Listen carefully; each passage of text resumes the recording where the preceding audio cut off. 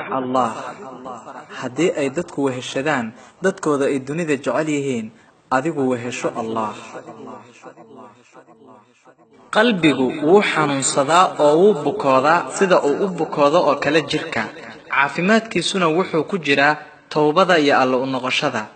qalbigu waa uu qaawanaadaa sida jirkuba u qaawanaado quruxdiisana iyo dharkiisuna waa alla ka cabsiga qalbigu sidoo kale wuu gaajoodaa wuuna oomaa sida jirkuba u gaajoodo una oomo cuntada iyo cabitaanka qalbiguna waa aqoonta iyo macrifada iyo alla tala saarashada alla dartii oo wax loo jeclaado iyo ilaahay in loo noqdo subxaanahu wa tacaala qofka naftiisa garta wuxuu ku mashquulaa hagaajinteeda isagoo uga mashquula ceebaha dadka kale waqtiga oo la dayaco waxay ka daran tahay geerida maxaa yeelay waqtiga la dayaco Allah subhanahu wa ta'ala ay ka jaraysaa iyo daarta aakhiro mowdkuna wuxuu ka jarayaa oo kaliya adduunyada iyo ehelkeeda inaad shay uga tagto qaab qurxoon waa inaad ka tagtaa dhib la'aan cafinta qurxoonna waxa weeyaan inaad wax iska cafido adiga oon cataabin calaacalna geysan sabarka qurxoonna waa inaad wax ku sabirtaa adiga oon sheegan qofkii ku camal fala wixii uu cilmi iyo aqoon u leeyahay Allah subhanahu wa ta'ala wuxuu dhaxal siiyaa ogaanshaha iyo cilmiga shay uusan ogaansho iyo cilmi u lahayn waxaan eegay oo aan raadiyay duco midda ugu nafci badan sawaaba su'aasha Allah la weydiisanayo kaalmaha raalli ahaanshadiisa markaa baan ku arkay suuratul Faatiha iyyaka na'budu wa iyyaka nasta'iin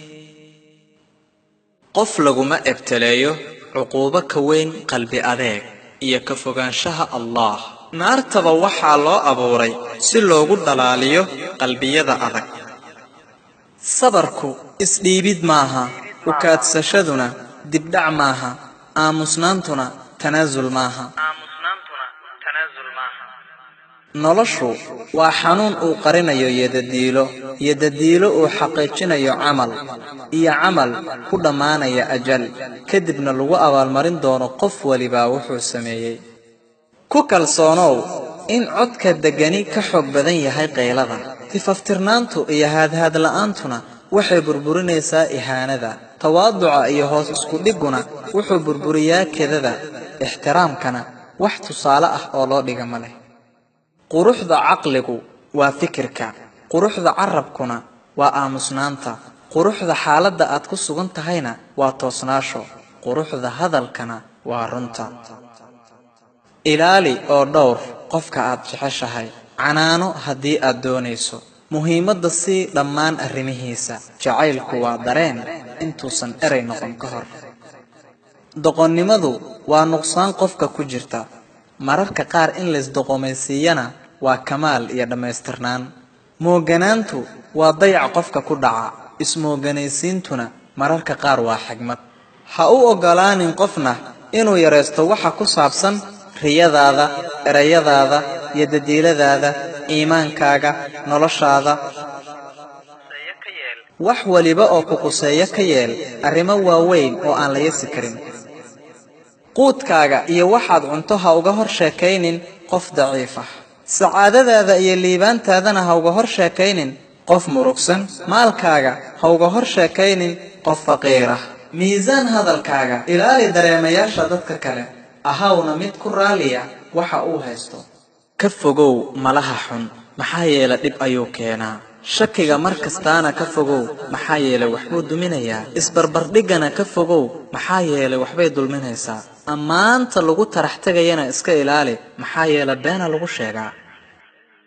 ma jirto raaxo ka weyn inaad iska dhaafto qofku niyad jabiyey amaad iska cafiso midku xumeeyey amaad kaalmayso mid kuu baahan adigoon beddelna ka qaadan ama aad iska hilmaamto murugooyinkaaga maxaa yeelay waxaad rumaysan tahay in ay berri wanaagsan tahay dahirnaanta qalbigu ceeb maaha ismooganaysiintuna dabaalnimo maaha cafintu dacfi maaha aamusnaantu afgaroocnimo maaha waa tarabiyo iyo cibaado nicmadu waxay u baahan tahay ka shukrin بلدو waxay u baahan tahay ku sabrid dembigu wuxuu u baahan yahay ilaahay in dembi dhaaf la weydiisto qofkii shukriya sabra allah dembi dhaaf weydiista guusha iyo sacaadada wuu gaaray rabbi aniga iyo adiga iyo dhammaan muslimiintaba ha u dembi dhaafee isku day inaad walaalaha gaarsiido fariintan mahadsanid wassalaamu calaykum waraxmatullaahi wabarakaatuh يا نفس إن لم تظفري لا تجزعي